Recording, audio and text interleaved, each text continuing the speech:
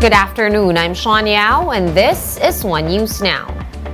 Vice President Sara Duterte denies having a hand in the cyberlibel case filed against former Congressman Walden Bellio. VP Sara said she has never filed a libel case in her life, adding that her accomplishments in Davao City speak for themselves.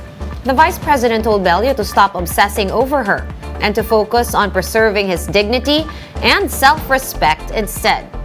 Bellio, who was arrested on Monday over 2 counts of cyber libel, insisted that Inday Sara was the moving force behind the cyber libel case. Bellio is waiting to be released from detention this afternoon after posting bail. And the Trade Department will be issuing a price guide on school supplies ahead of the opening of classes later this month. Trade Undersecretary Ruth Castello told One Balita Pilipinas that this list of price recommendations will be released next week. However, Castello explained that the DTI cannot compel sellers to strictly comply to the price guide. Castello said the DTI has rolled out its Descuento Caravan, which provides students and parents with cheaper options for school supplies. Yung price guide natin, it's just for the consumers para alam nila kung magkano yung mabibili nila. Siyempre, depende sa quality, depende sa volume, and we're continuing to monitor. We're gonna pause for a quick break, but we will be back with more stories after that. Keep it here on One News.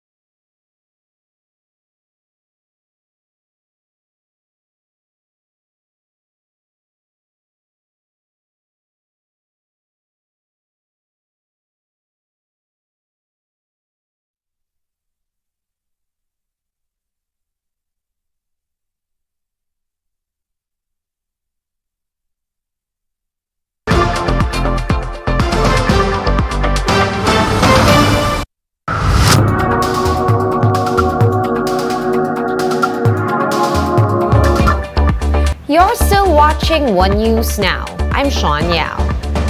The Netflix series Drive to Survive has drawn more attention to Formula One racing. This report from Bloomberg discusses whether other sports can replicate the same success. Let's watch this. The hit Netflix show Drive to Survive has brought Formula One racing to a huge new audience, particularly in the US. Weaving together the sport's fierce rivalries and electrifying action with the aesthetics and heightened drama of reality television, it's tempting to see a model that other sports could emulate. But in reality, is that going to be possible? For streaming services, documentaries are a relatively cheap way of getting into sports, often costing just several $100,000 per hour of content. Compare that to Premier League soccer, where the domestic broadcast rights can cost in excess of $10 million per game. And of course, live sports have a shelf life. Not many people are going to watch the Packers-Dolphins regular season game 3 years after it was played. But people are still discovering the first season of Drive to Survive several years after it was released. To understand why Drive to Survive is so important to Formula One, we need to look back to 2006. That's when the private equity firm CVC acquired control of the sport. And in doing so, it built up a huge amount of debt. In order to repay those billions of dollars, it had to make F1 more profitable. And one of the main ways it did so was by taking the sport behind a paywall in markets where it was free to air. The downside was, of course, that it became harder to watch. In British households, F1 was a staple of Sunday afternoon viewing. After a slap-up Sunday roast, you might retire to the sofa, turn on the BBC and watch that weekend's race. But in 2013, the pay TV station Sky Sports acquired the rights to some of the races and now holds all of them. In France, a similar thing happened. It moved from the terrestrial channel TF1 to the pay TV station Canal+. And audience numbers declined. Viewership fell from 600 million people in 2008 to closer to 350 million a decade later. None of this was helped by an era where the Red Bull and then Mercedes teams dominated. It became, frankly, a little bit boring. And while the financial pot was getting bigger, there was a risk of diminishing returns. As the audience got smaller, that also made the sport less appealing to advertisers. That's why Drive to Survive was such a boon. It reinvigorated flagging interest in the sport, particularly in the US, a market it had always struggled to crack. Now there are going to be 2 further races in the States, in Vegas and Miami. And it's also provided a glimmer of hope to other sports. From tennis to rugby and even volleyball, private equity capital is flowing into sport in a way we've never seen before. The business plan is also largely similar. Eke more money out of the broadcast rights by either selling them to a pay TV station or creating a new subscription service. But again, that comes with the risk of losing fans.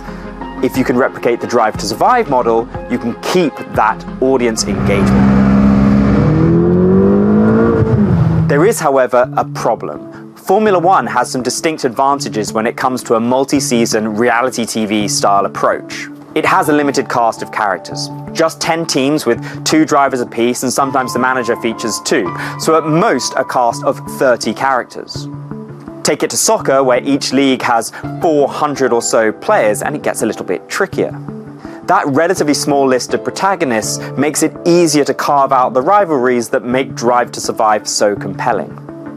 And the audience can build a relationship with the drivers over several seasons. Amazon's All or Nothing follows teams in rugby, soccer, ice hockey and American football, but it moves on to a new team each season. You don't see both sides of a given rivalry, and you meet a new cast of characters every year. In drama terms, it's an anthology, and its audience numbers suffer as a consequence.